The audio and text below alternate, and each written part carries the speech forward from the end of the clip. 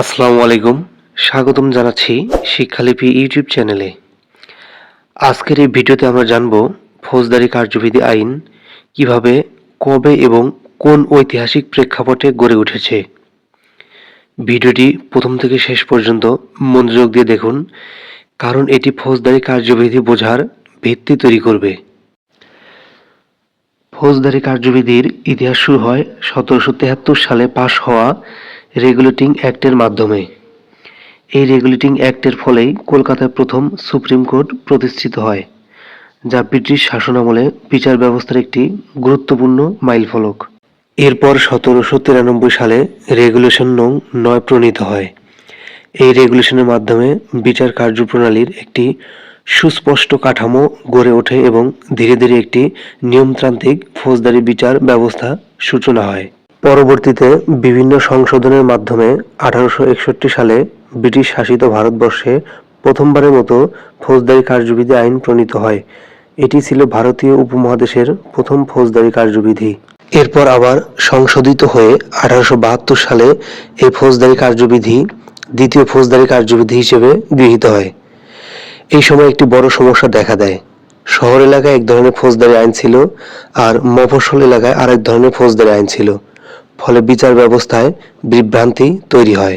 এই সমস্যার সমাধানের জন্য 1882 সালে ফৌজদারি কার্যবিধির সমস্ত আইন একত্রিত করে একটি আইনের সংশোধন ও প্রকাশ করা হয়। এটি পরিচিত হয় তৃতীয় ফৌজদারি কার্যবিধি নামে। এরপর দীর্ঘ সময় ধরে বিভিন্ন ধাপে মোট 16টি বড় পরিবর্তন ও পরিমার্জন করা হয়। অবশেষে 1898 সালে ফৌজদারি কার্যবিধি সংশোধিত হয়ে পাশ হয়, যেটি আজ পর্যন্ত বলবৎ রয়েছে। এর পরবর্তীতেও ফৌজদারি কার্যবিধি বিভিন্ন সময়ে সংশোধিত হয়েছে, যেমন বিচার বিভাগকে পৃথকীকরণ করার জন্য ফৌজদারি কার্যবিধিকে ব্যাপকভাবে সংশোধন করা হয়েছিল।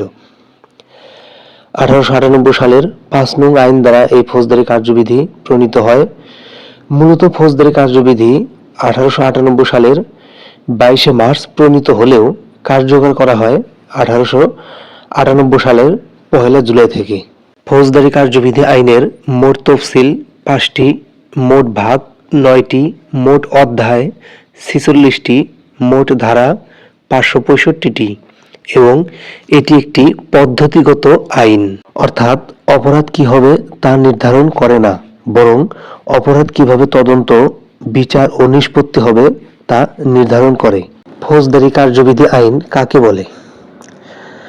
1898 সালে প্রণীত ফৌজদারি কার্যবিধি আইনের এক ধারা মোতাবেক পুলিশ অফিসার, ম্যাজিস্ট্রেট ও আদালত যে কার্য সম্পাদন করেন তাকে ফৌজদারি কার্যবিধি আইন বলে। ফৌজদারি কার্যবিধি আইন এক ধারা।